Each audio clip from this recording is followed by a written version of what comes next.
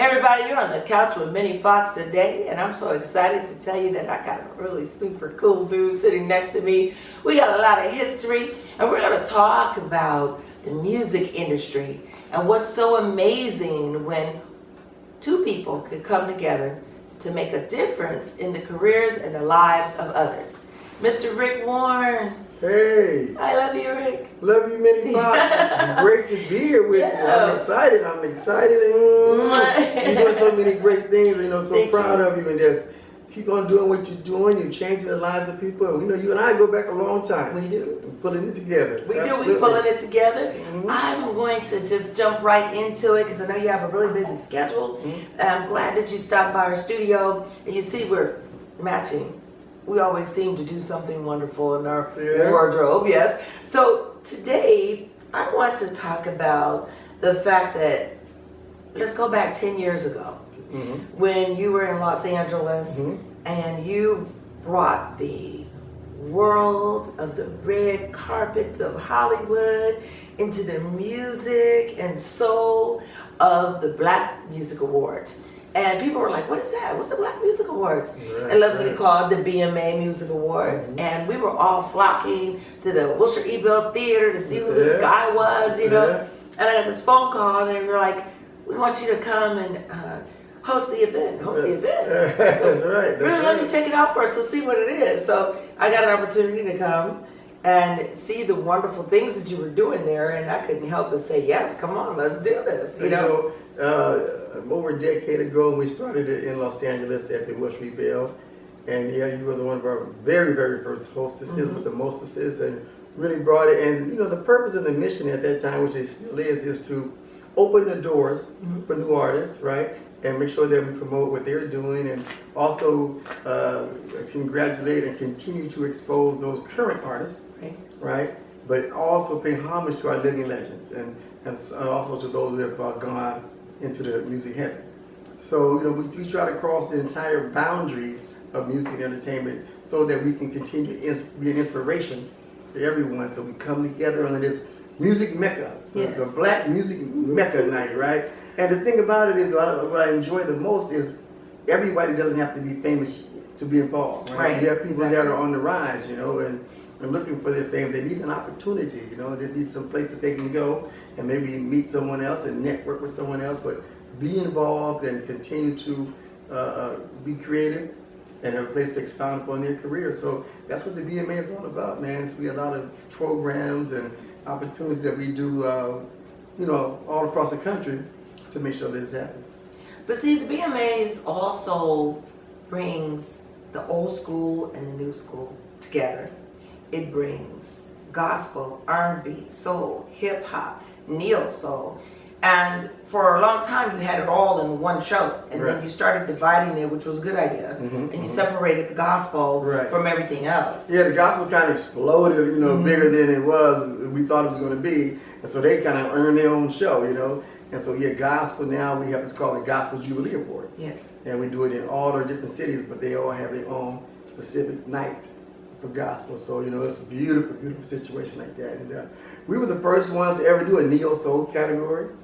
Right? We were the first ones ever to do a spoken word category. Yes, and theater. And theater category. That's right, because we do categories that are specific to the particular talents that we're honoring. Right. And so, and different cities, as you know, have different styles, right? So, for instance, in Sacramento, with the Black Music Awards, there is not a Best Tribute Artist category, because that's not what they do in Sacramento. Right. It's more neo soul out there, right? And Vegas, of course, has Best Tribute Artist because there's tons of that here. In Los Angeles, it's a lot of original music. So a lot of stuff is based on originality in Los Angeles. So every city that we tailor our show to fulfill and meet the talents of that particular area. So you'll see different categories that all over. So it's kind of cool that way. Really unique. We're the only ones that's doing that in the entire world. And I checked the entire world. I checked the world. Check the world. Check the world. Well, BMA is those initials in letters in the alphabet has changed and evolved over the years.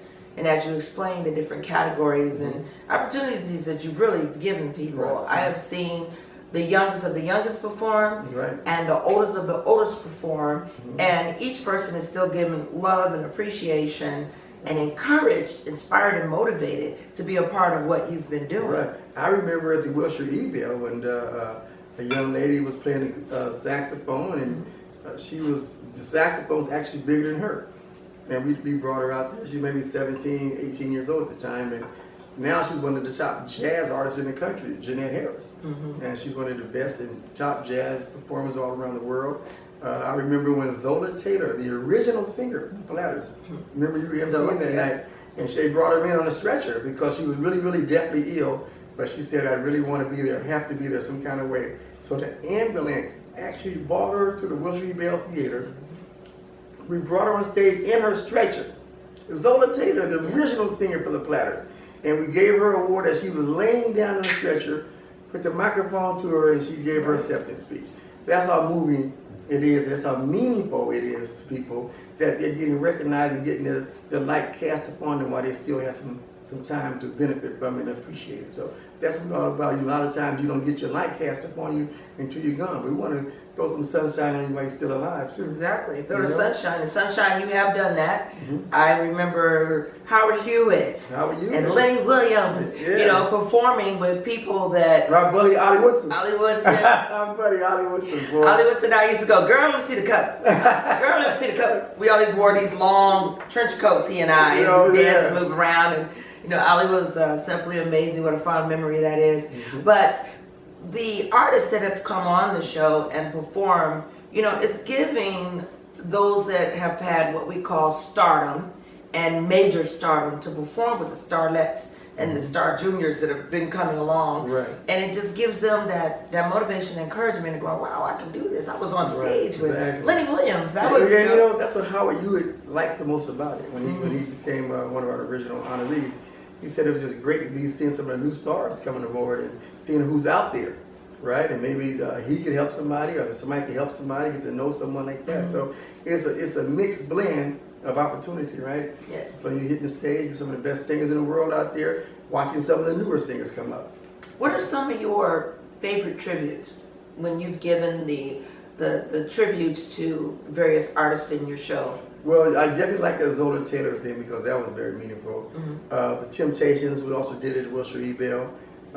And it's always fun to recognize George Clinton. Yes. George Clinton, what I think about Dr. Funk. Yeah, he brings the funk. And Yes. every time he gets his award, it's a big deal. It takes 20 to 30 minutes because it turns into a concert. It does. So, yeah, it turns truly into a does. concert. It's a big party whenever you did it for him in Los Angeles.